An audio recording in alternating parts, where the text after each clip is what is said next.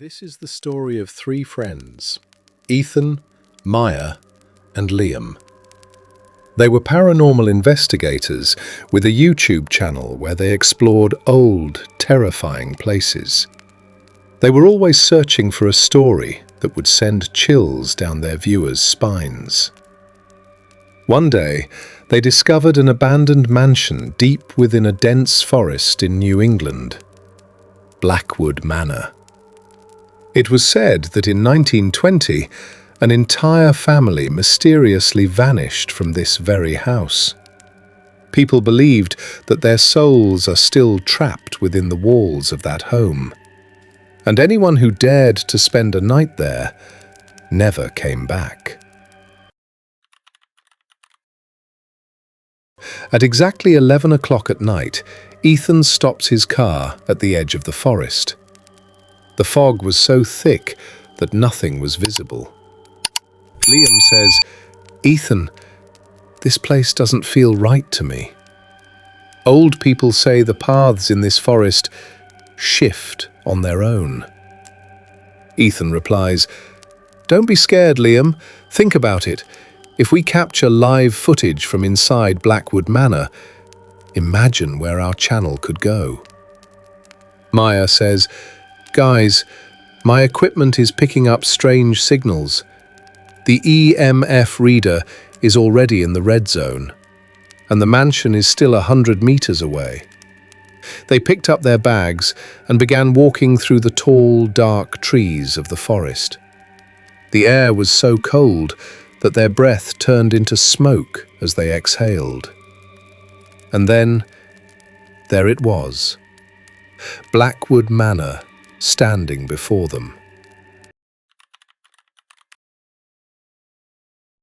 The mansion was grand, yet completely decayed.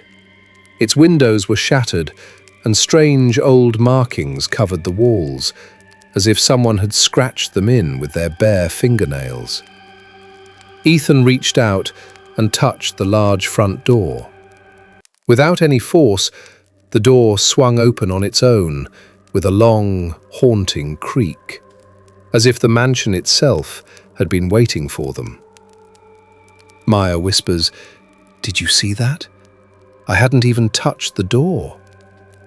Ethan looks into the camera and says, "Welcome to Blackwood Manor, guys.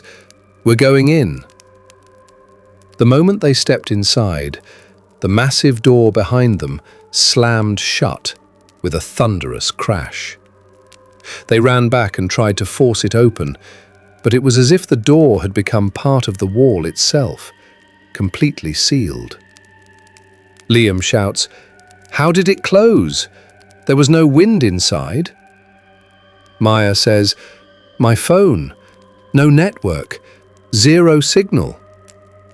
Now, they had no choice but to move forward. They switched on their flashlights. The atmosphere inside the house was deeply unsettling. Old portraits hung on every wall, and the eyes in every painting seemed to be watching them, staring. And then, in the dead silence, from somewhere up on the floor above, came the sound of footsteps. Tap, tap, tap. Someone was walking in a room upstairs. The sound of footsteps from above froze all three of them in place.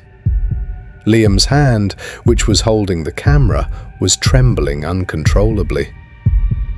Liam whispers, "Ethan, did you hear that?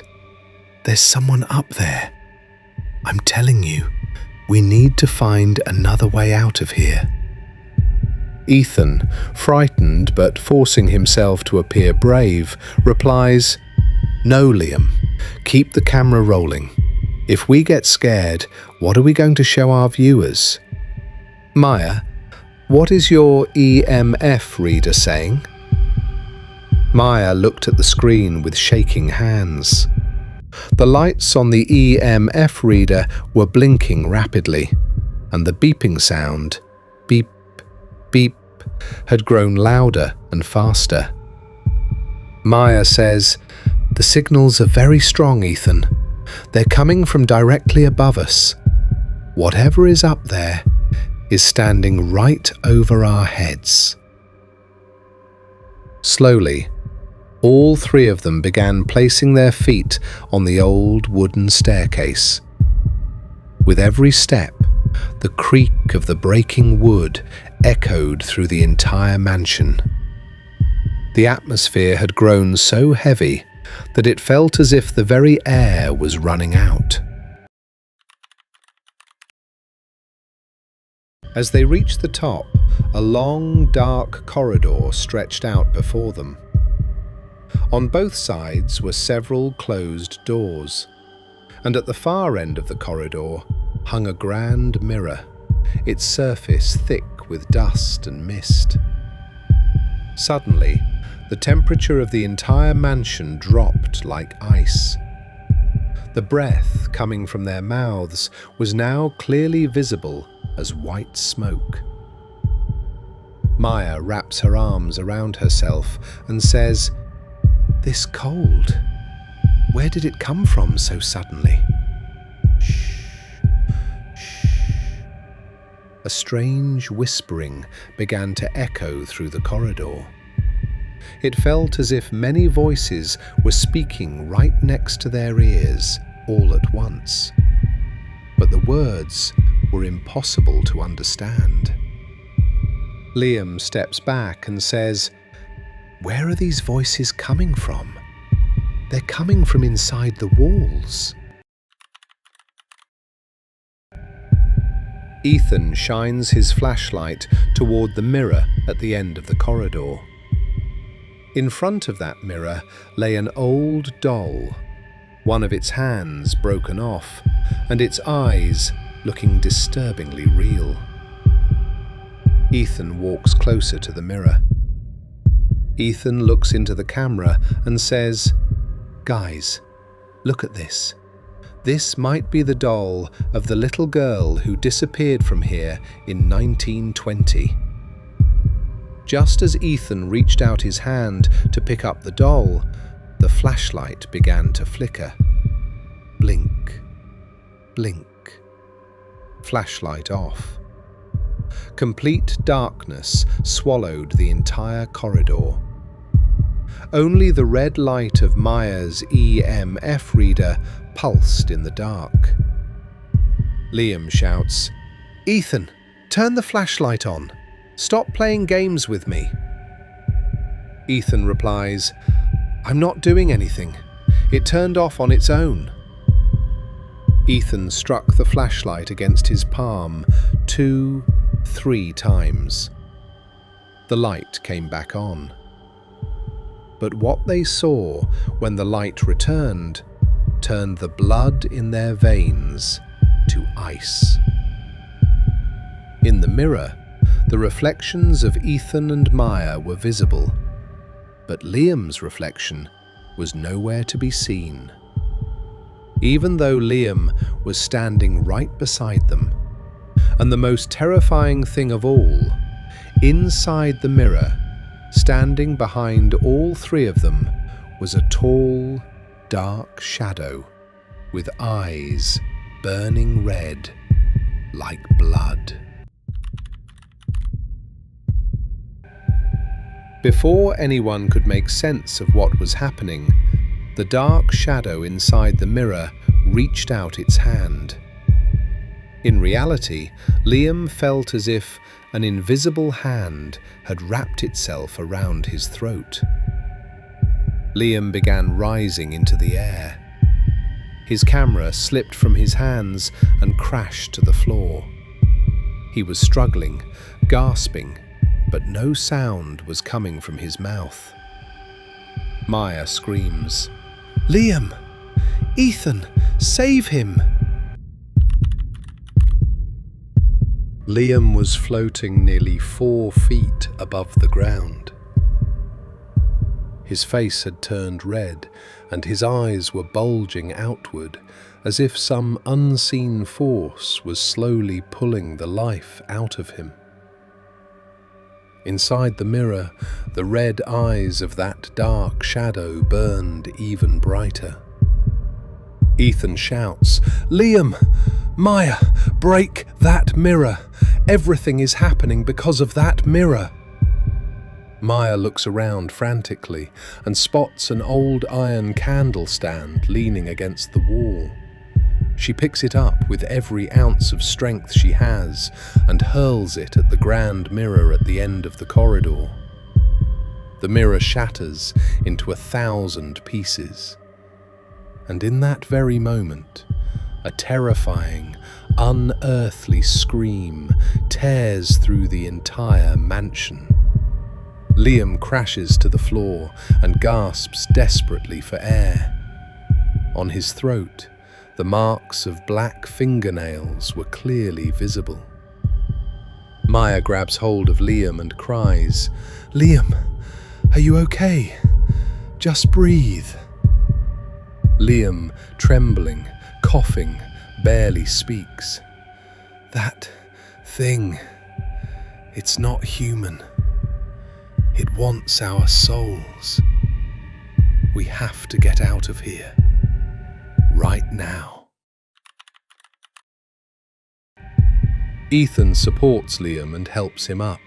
All three of them run as fast as they can toward the staircase. Their feet pounded the steps rapidly, but something was wrong. No matter how far down they ran, the staircase never seemed to end. The ground floor had vanished. It was as if they had been running in circles for hours and going nowhere. Maya, tears streaming down her face, cries out, "What is happening? Why can't we get downstairs? We're trapped in a loop." Ethan turns around and looks back. At the top of the staircase, that same dark shadow was slowly descending toward them. With every step it took, the wooden planks beneath it turned black and rotted like ice. And from its body came a horrible, sickening smell, the smell of decay. As they ran, suddenly a hidden door in the corridor wall swung open on its own. With no other way out, Ethan shoves both of them inside and follows right after. They slam the door shut from the inside. Inside, complete darkness. When Ethan switched on his flashlight, they realized where they were. This was a secret basement hidden beneath the mansion. The atmosphere down here was even more terrifying than above. The walls were covered in strange markings and writing in an ancient language, written in what appeared to be blood. In the center of the room stood an old wooden table, and on it lay newspapers from the year 1920. Ethan stepped forward and shone his flashlight across the dusty, decayed pages. What he read in the headline drained the color from his face. The front page showed a photograph of the Blackwood family, and beneath it, the words read, "The owner of Blackwood Manor murdered his entire family because a demonic force living within the walls of the house had compelled him to do so. But after the killings, their bodies were never found." Ethan whispers, "Guys, they didn't take their own lives. This house killed them, and their bodies might be..." In that exact moment, Maya's eyes fell to the floor beneath the table. There, set into the ground, was a large iron trapdoor, locked with heavy bolts. From beneath it came the whispers, louder now, and the sound of someone crying. Then, the heavy locks on that trapdoor began snapping open one by one. Clang, clang, clang. All three of them stared at the trapdoor as if in a trance. The final lock snapped, and with a single violent jerk, the heavy iron door flung itself open. From inside rose a smell so foul, so putrid, that all three of them pressed their hands over their mouths. The stench was so overwhelming that tears began streaming from their eyes. Ethan forced himself forward and aimed his flashlight down into the darkness of that pit. What the light revealed made Maya press her hand over her mouth so tightly that her own scream could not escape. Deeper below the basement was a small hidden room, and inside that room, 3 human skeletons chained to the wall. Around each of their necks hung old antique crosses. Liam stares, eyes wide with horror, and says, "Ethan, these are the Blackwoods. They didn't disappear. Someone buried them here, alive." Maya, voice breaking through tears, says, "But if he killed his own family, then who chained them here? Ethan, there is something else in this house. Something very old. Something demonic." Suddenly, every flashlight in the basement began to flicker. And this time, Maya's EMF reader, which had been screaming with noise, went completely silent. Its screen burned and went black. Cutting through the silence, the basement door, the one they had shut from the inside, burst open. But there was no one there. Shh. A cold breath moved through the air. Ethan turned around, and his blood ran cold. Liam was standing perfectly still. His eyes had turned completely white. No iris, no pupil, nothing. Just white. And across his face, the veins had turned black. Ethan says, "Liam? Liam, are you okay? Look at me." Liam began to speak, but in a voice that was not his own. It was deep, layered, hollow, as if many voices were speaking through him all at once. Liam says, "You have disturbed our silence. Blackwood Manor never lets anyone leave. Your bodies now belong to us." In an instant, Liam, now fully consumed by the shadow, lunged at Ethan with a speed that was half human and half something else entirely. He seized Ethan by the throat and hurled him into the wall. Maya screams, "Ethan!" Maya grabbed an old wooden chair from nearby and swung it hard across Liam's back. The chair shattered, but Liam felt nothing. He turned slowly and looked at Maya and let out a laugh so horrifying, so inhuman, that it could shatter a person's sanity. But that strike had bought Ethan a moment. He grabbed his flashlight from the floor and drove the beam directly into Liam's white eyes. The moment the light hit, a shriek of pure agony tore out from inside Liam, and he staggered backward. Whatever was inside him despised the light. Ethan, gasping for breath, shouts, "Maya, keep the light on him. It's afraid of light. Run! Get out of here!" Ethan and Maya abandoned Liam and sprinted out of the basement. But as they burst through into the hallway, they stopped. The walls of the entire mansion were weeping blood. And from those walls, hundreds of dark hands, shadow hands, were pushing through, reaching out, stretching toward them. The mansion had become a living nightmare. The The dark shadow hands pushing out from the walls were grabbing at Ethan and Maya's clothes, pulling them back. Ethan swung his flashlight in every direction to drive the shadows away, but the battery was draining fast. The light was growing dim. Maya, crying, barely able to breathe, cries out, "Ethan, the flashlight is dying. If it goes out, we're finished." Ethan shouts back, "We have to reach the front door. No matter what happens, do not stop." They sprinted toward the great front door, the same one that had sealed itself shut at the very beginning. But someone was already standing in their way. It was Liam. The final confrontation. Liam was hovering slightly above the ground in front of the door.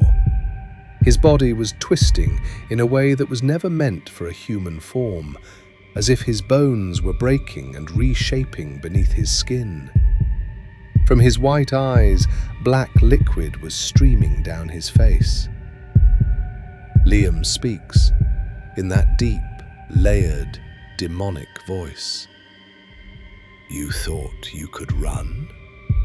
Become part of Blackwood Manor forever?" Liam raised his hand. An invisible force struck Ethan and Maya and slammed them both to the ground. The flashlight flew from Ethan's hand, skidded across the floor, and its glass shattered. The light flickered, almost gone. As Maya hit the ground, she noticed something. Pages had fallen out of Ethan's bag, torn fragments of those dusty old newspapers from the basement. On one of the pages was printed a passage from the mansion owner's old diary. It read, "Only the fire that turns the rotting wood of this house to ash can destroy the demonic shadow within." Maya screams, "Fire, Ethan! We have to burn this mansion. The wood of this house is its body. If the house burns, the shadow burns with it." The sacrifice and escape. Without hesitation, Ethan reached into his pocket and pulled out his lighter. He grabbed a nearby curtain, old, dry, rotted with age, and held the flame to it. Swoosh! The ancient wood and fabric caught fire within seconds. The flames spread, fast, hungry, consuming everything in their path. As the heat and light flooded the hallway, screams of agony began pouring out from inside the walls. The dark hands retreated back into the stone. Liam's body dropped to the floor, and from inside him, the shadow tore itself free, with one final, ear-splitting shriek, and vanished into the flames. Liam's eyes returned to normal. He was conscious, but barely.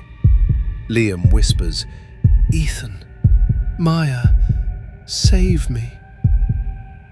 Ethan and Maya rushed forward and took Liam between them, one on each side. The fire had now consumed the entire mansion. Burning planks from the ceiling were crashing down around them. They threw themselves with full force against the great wooden door. The fire had weakened it, and with a thunderous crack, it broke open. The aftermath. All three of them collapsed onto the cold ground of the forest outside. They turned and looked back.